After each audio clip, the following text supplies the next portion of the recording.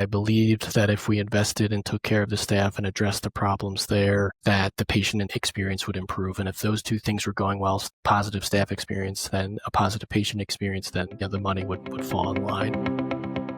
We were able to go from one of the worst facilities in the company to doing the best. And the way that I look at that is, what's the staff experience looking like? So we're looking at that turnover. What's the patient experience? We have patient satisfaction. And then, the bottom line too, is the place financially stable? And at the beginning of the year, none of that stuff was happening. By the end of that year, all of that stuff was happening.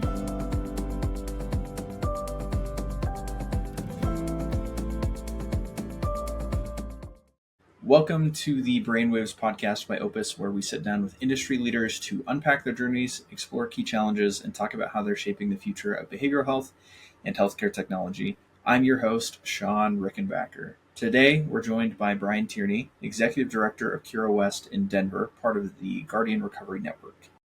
Brian is a person in long-term recovery who made a bold career change from property management to addiction treatment, driven by a desire to help others. Over the past decade, he's worked his way up from entry-level roles to leading one of Colorado's top detox and residential treatment centers. At Cura West, Brian has helped transform the program into a model for quality and compassion, expanding its services, improving staff culture, and ensuring care remains accessible to all. We'll talk about his personal journey, what it takes to build a thriving recovery center, and how leadership rooted in empathy can change both staff and patient outcomes. Brian, thanks so much for joining me today. To start, can you tell me about that turning point when you decided to leave your old career and take the leap into recovery work? Sure, yeah. And thanks again, Sean, for having me on. I'm grateful to be here and for this opportunity to get to share my experience. And as far as that turning point goes, being a person in recovery, in long-term and sustained recovery, I had really struggled with a lot of fear, especially around financials through, I think a lot of people can relate to that, but to a pretty severe degree, especially in my active use and drinking.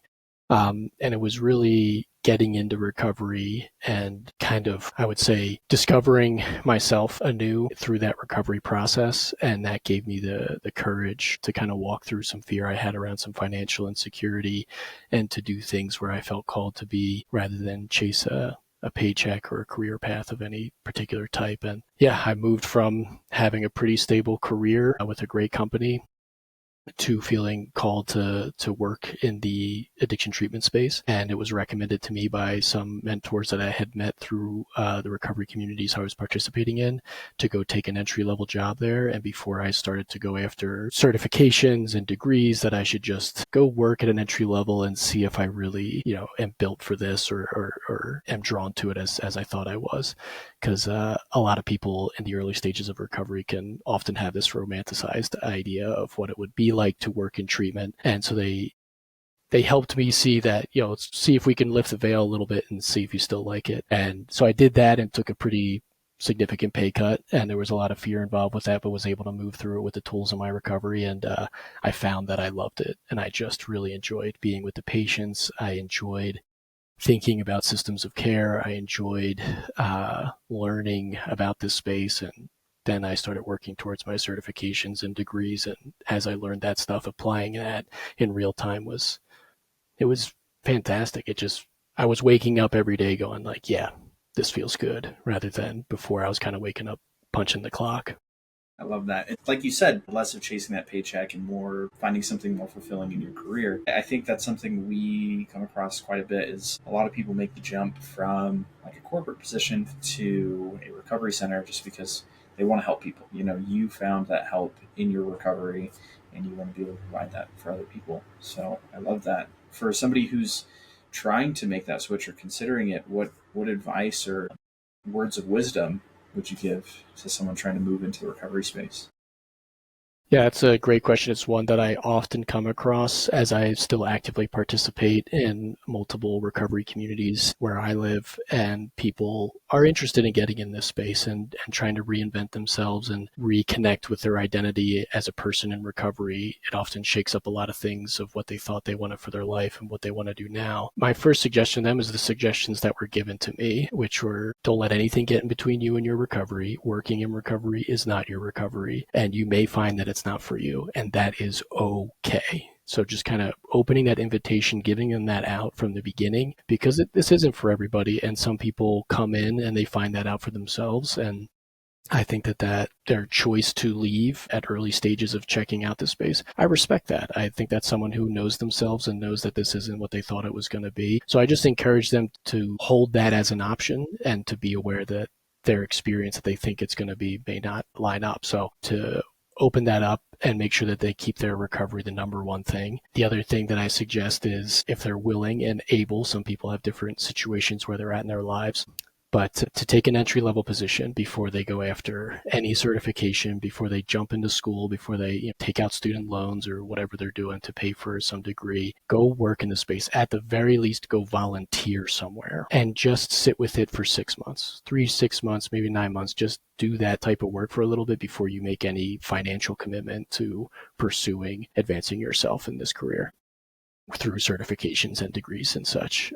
And some people have a hard time swallowing that pill. They may have a great resume and they go like, I don't want to go be a PhD and make $18, $20 an hour or whatever it is. But that's just a suggestion that was given to me, and I took it, and I found that it really helped me understand the systems of care and want to be invested in making a career in this space. And it also exposed me to a lot of different avenues, because at that entry level position, I was able to see what business development was doing. I was able to see what the clinical team, what that workload looked like. I was able to see what nursing was up to, operations, and you get exposed to a lot of these different pathways through the space, and you get to talk to a lot of people that are doing it. So not only was it just good to kind of be in the trenches and get some ground level work done and understand it from the ground up, it gave me a lot of opportunity to talk with other people who had a career in this space and what their experience was, what they liked about it, what they didn't like about it. So I think the last piece of advice that was given to me was sit down with anybody that's willing to get coffee with you. And in recovery, most people are willing to get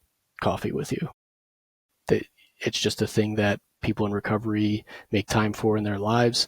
And a lot of people who work in this space or happen to be in recovery, anyone you come across that's working in the space and they are willing to grab coffee with you, go for a walk or hop on a call them, ask them about their experience. Allow that to inform kind of what you're thinking about this. And that's what I did. I met with as many people as I could. I took that entry level job. I had some mentors say the same thing to me at the beginning, which is what I started with, hey, this might not be for you and that's okay. So just know that. Like, you're not, if you go in here and you don't like it, you're not failing. This isn't because your recovery isn't solid enough. It's not for everybody. So just make sure that you give yourself that grace from the beginning. So the combination of those things is definitely what I would suggest. I love that. I mean, long-term listeners of podcasts will hear a callback there with kind of just being okay with things just being okay. If you're starting over with an entry-level position, taking a huge pay cut, not knowing if it's the right space for you, things are going to be just okay for a little while. But it's a matter of figuring out what your personal needs are in your career journey. And I love that. It sounds like you had a very unique experience pushing from an entry-level position to where you are now. How would you say that differs from, I don't want to say climbing the corporate ladder in like an old career, but how would you say the recovery space differs in that experience? I think for me, I just feel really grateful. I don't think that I was ever angling aggressively to be sitting where I am today in a short period of time. I'm very grateful that I am and have been gifted with these opportunities, but I tie that all back to my recovery and the things that I do for my recovery to this day, and the fact that I still keep that the number one priority in my life. I have some mentors in the space that always remind me that if that's my number one thing, everything else falls into place. And that has just been my experience. I haven't applied really for a job since my first PhD application. Everything else has been someone reached out to me, called me, said, you're doing a really good job. We would like you to step up here and do this, or maybe check out this opportunity over here and sit down with us. And then I bring that stuff back to my recovery. I see if it's something I want to do, and then I go sit down with those people. But it definitely doesn't, I mean, there's definitely some long-term thinking, I think, that was applied to it. I definitely was very intentional around after that first 6 months to a year working in the space and really strongly feeling called to it and really enjoying the work that I started to pursue degrees and certifications and did those things that do help you advance through systems. But I wasn't doing them just because I wanted to get the next promotion so much as I was doing them as I was interested in learning new tools and skill sets to better serve the population that I felt called to work with. And yeah, I feel I can't explain my experience through the space. I don't know exactly what I did or didn't do other than I kept my recovery the number one thing. I felt really called to be in this space and was really interested in learning how to grow. And to this day, like I still look for certifications and classes and people that I can talk to help me grow so I can not necessarily so much position myself better for the next thing, but so that I can increase my capacity to be of service to this population. And that just seems to have worked really, really well for me. I I'm love that. grateful for it. Yeah. Absolutely love that. One thing that's come up on the show quite a bit the last couple episodes that we've recorded is kind of like an authenticity to yourself. You know, you were focused on being true to yourself and your values and becoming better to serve your patients. And this led you along this journey where you're able to make this awesome progress. Brian, I know we had talked on a previous call a little bit about Cura West and the awesome things that you're doing out there in Denver. Can you enlighten our audience a little bit about Cura West and what you guys do? Sure. So Cura West, we're part of Guardian Recovery. Guardian Recovery is a company that we're in 6 states. We have 17 or 18 facilities across the country. Cura West is the furthest most west point at this time. We've been around, Cura West has been around since about 2020. Guardian Recovery has been around, I think some early inceptions of it, 2008, 2009. First recovery center they opened was in 2013, I believe. So, long-standing history of doing really good work in this community. As far as Cura West, what we do here, we're in the Denver metro area. We're an inpatient center. We're largely a detox withdrawal management. We do have a small residential program, and we do have a virtual intensive outpatient program as well. But I think the thing that we do the best and what we're known for in the community doing really well is detox. Our clinical philosophy, our care philosophy, how we approach the situation is we fully believe in the continuum of care, which means stepping somebody down to the next clinically indicated level of step down of care. We don't offer all those levels of care, and virtual IOP certainly is not appropriate for everyone. So we rely on these partnerships with the community partners to help people continue down to that next indicated level of care. And I think people like using us because of our detox services. It's as comfortable as an experience I think you're going to get, especially if you're utilizing your insurance to access care. Facility, the ownership that we have prides itself on the facility, the way that it looks. I mean, we were remodeling one of the rooms and I have to purchase some new furniture for that room. And I'm like, man, I could get this for so much cheaper somewhere. We have this interior design company that they just come into the place and it instills confidence, I think. It does feel safe. It feels clean. The rooms are really comfortable and the staff ratios are phenomenal to provide that excellent care. So the level of communication we provide to families, to our community partners, it's the best that I've seen in any place that I've worked in my almost 10 years of working in this space. Yeah, I think it's a special place. I'm biased. I work here. I work with the leadership team, and we put a lot of effort into caring and collaborating with each other to provide that experience. That's a little bit about Cura West and what we do. Yeah, I mean, it sounds like you put a lot of care and a lot of pride into your work and your organization because you could do it for cheaper, but it's a matter of the patient experience, right? Yeah. We had talked previously about kind of when you first started at Cura West, some turnaround. I vaguely remember talking about some KPIs. Can you tell me a little bit more about the system that Cura West uses? Yeah. So as far as the turnaround from the period where I came on to currently? Yep. So I came on and Guardian was very transparent to me. They reached out to me. I was working at another facility and surprisingly offered me the job that I have now, which kind of caught me off guard a little bit. Yep. I was like, oh, okay. Yeah, executive director, all right. So I was very, humbled and grateful for that opportunity, but I also knew that they had some initial opening pains, and I'm not going to, every place I think goes through some periods, especially when they're opening up a new line of service or opening up in a new market. There can be a bit of a ramp up period to where, things start really getting in the groove. And they were kind of at that point. They had been open for 2 years, kind of getting out of that opening phase and wanting to get more into a stabilization and growth phase. And I got to come on right at that pivot and be a part of that pivot. And that was excellent.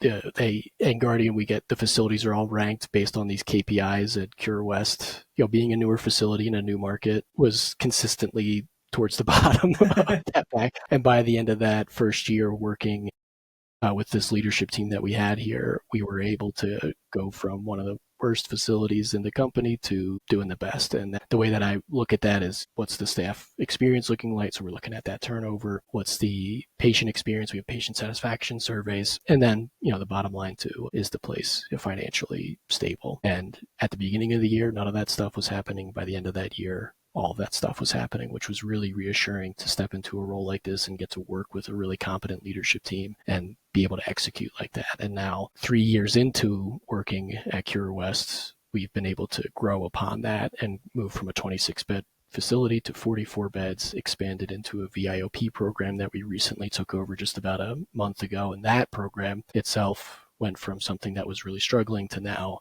it's growing faster than we can kind of keep up with. It's exciting to get to be a part of that, and I'm just grateful for that opportunity. I mean, I definitely want to give some flowers to the leadership team here that I get to work with. They're phenomenal, and they make my life a lot easier.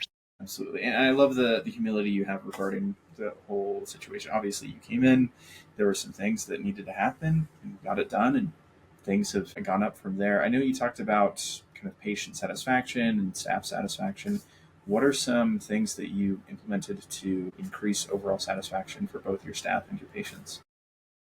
Yeah, I think the approach that I was taking first coming in here was that I believed that if we invested and took care of the staff and addressed the problems there, that the patient experience would improve. And if those two things were going well, positive staff experience, then a positive patient experience, then the money would fall in line. And that's gratefully, that's exactly what happened. But I had noticed when I came in, there was some pretty significant dysfunction at the highest levels within the facility. And I don't think that was any individual inherently, was at fault for that, but there was just kind of an inconsistency in some leadership there. So my main goal coming in was I need to stabilize this leadership team and get us working together, respecting each other, aggressively collaborating with each other. So a lot of that started with working with individuals to take personal accountability so that we could have these more challenging or complex conversations as a leadership team without getting into these defensive stances with each other.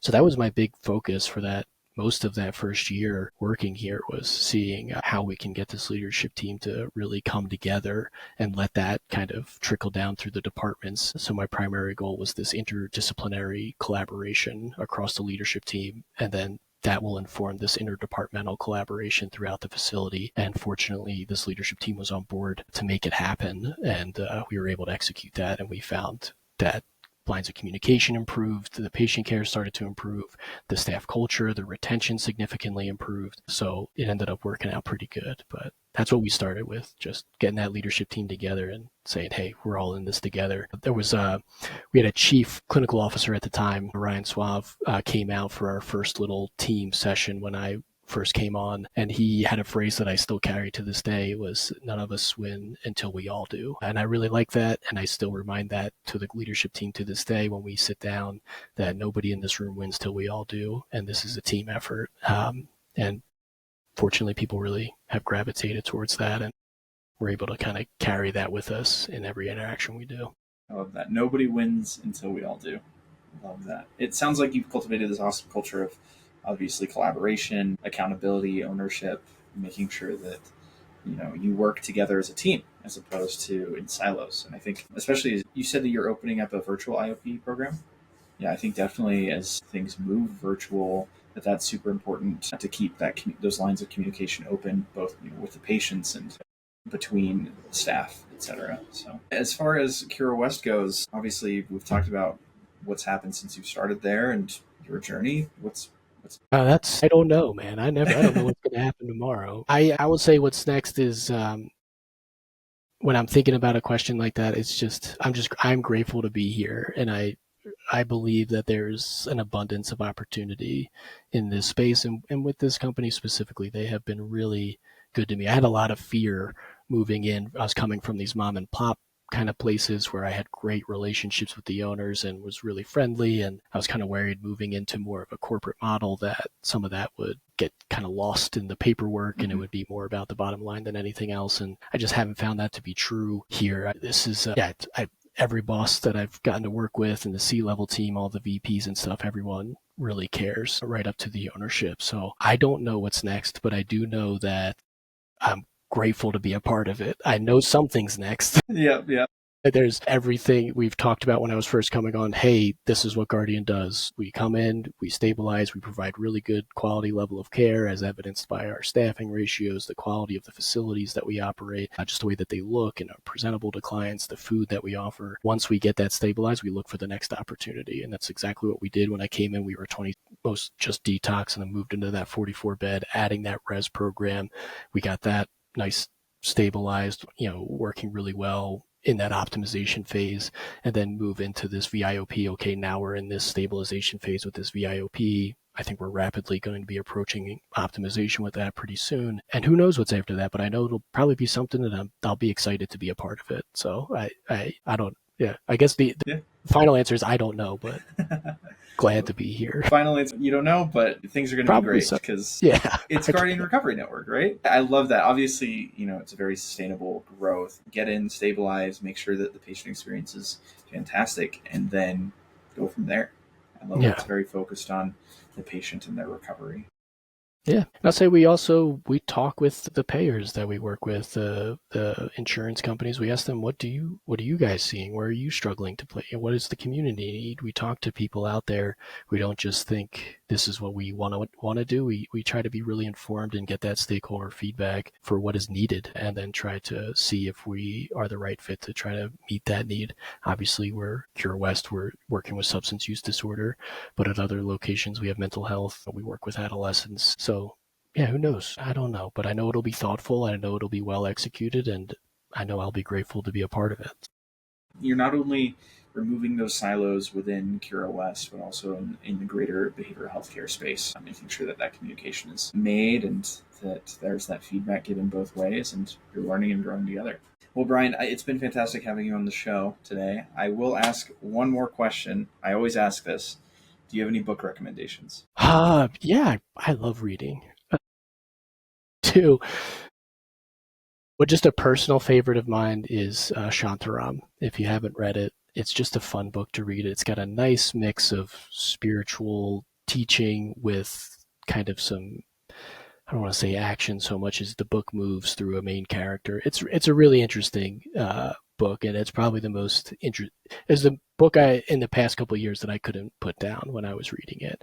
I tend to be reading like 2 or 3 books simultaneously, like a spiritual book, a book for fun, and then some more logistical book or skill development book for work related stuff. But that one has been on the top of my list for recommendations recently. It has nothing to do with this space or anything. Awesome. It has a little bit to do with recovery, but that's not the main point of the book. Just a really great read with some pretty deep teachings in there spiritually. I'm sorry, spell the book name for me. I don't think I can pull it up. You're asking Shantaram. I'll try to spell it first, and then I'll tell you if I got it right. Shantaram. Okay. And David Roberts? David Gregory Roberts. Okay. Perfect. Yeah, I'll definitely check it out. I read a lot too, so I'm always looking for more recommendations, which is why I ask. But it's been great having you on the show, Brian, and people can learn more about Cura West at your website. I believe it's grncare.com. Care.com is our big one. We also have curawest.com. That's our facility site. You'll see us on there. But yeah, if anyone wants to reach out, feel free to get connected. I don't know if we can add email in the description or whatever, but feel free to do that. Yeah, feel free to reach out. Sounds great. Thanks so much, Ryan. Thank you again, Sean. Appreciate having me on.